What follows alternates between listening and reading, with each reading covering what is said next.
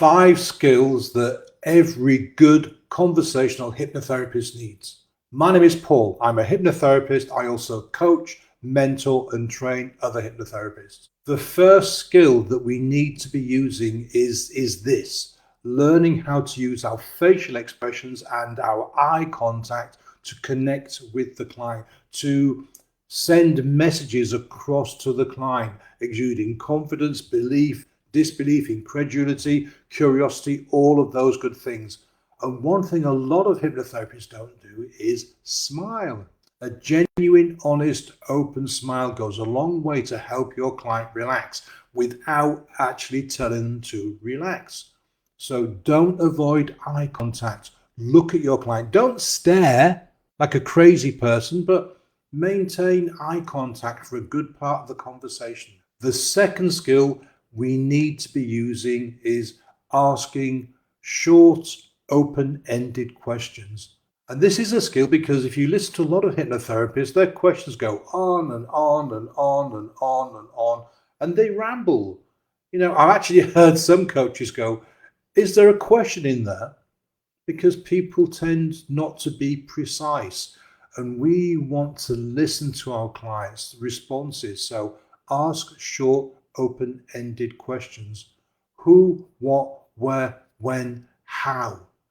Avoid using the word why, because why questions generally end up with a response that is really an excuse. If you've got kids, you know this. Why did you do that, little Johnny? Well, because my friend told me to do so. An excuse. So who, what, where, when, how, avoid why. The third skill that hypnotherapists need to be using and that many people find incredibly difficult is silence. And I'm going to demonstrate that now by being silent just for 5 seconds and tell me what the effect has on you.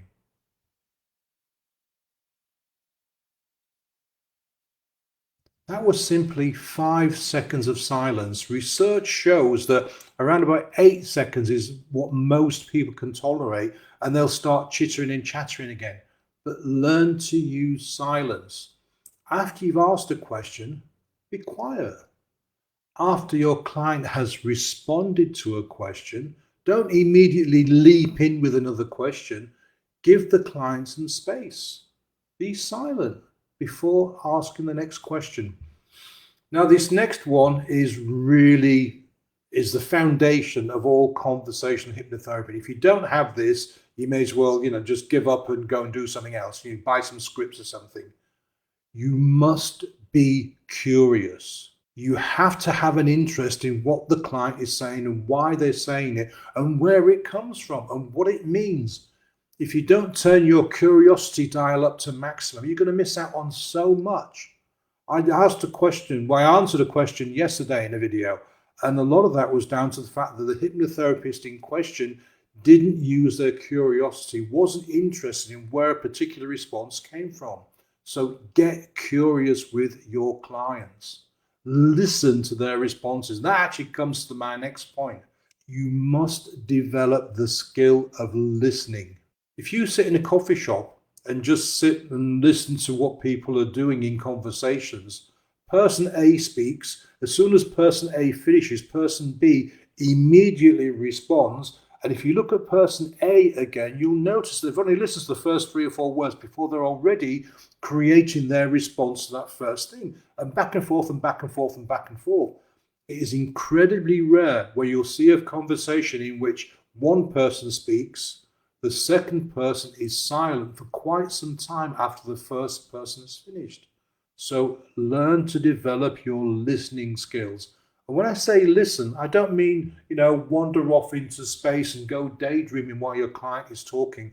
Really focus on what your client is saying. What are the words behind the words? What's really going on?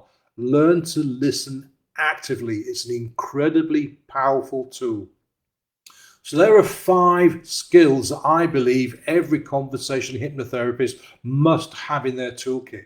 Now, let's just recap them. So learning to use your facial expressions and learning to maintain eye contact.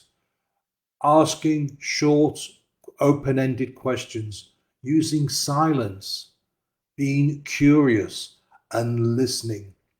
Now, I want to give you two additional skills that every hypnotherapist has access to, but most don't use. And the first one is a dirty 8-letter word that most people don't want to hear: practice. Practice, practice, practice. This is how you hone your skills. This is how you get good at the thing you want to do, by practicing. Every hypnotherapist, every conversational hypnotherapist has access to some kind of group, whether it's in WhatsApp or Facebook or somewhere, where they can put their hand up and ask for practice partners. They can watch demo sessions, they can take part in demo sessions. Practice, practice, practice. This is how you can learn to improve your listening skills, your curiosity skills, asking questions without fear of being criticized, without getting it wrong, because that's what practice is all about. Practice, practice, practice. I can't stress this enough. This is how you get good, by practicing. And linked to this is asking for feedback, not from your client, not from your friends, but from fellow conversational hypnotherapists. Do a practice session and just say, Paul, what do you think of that? Did I ask open-ended questions? Was I using silence? Did I maintain eye contact? Ask for feedback. It's the only way we can really improve our skills as conversational hypnotherapists. Thanks for watching, and I'll see you again on the next one.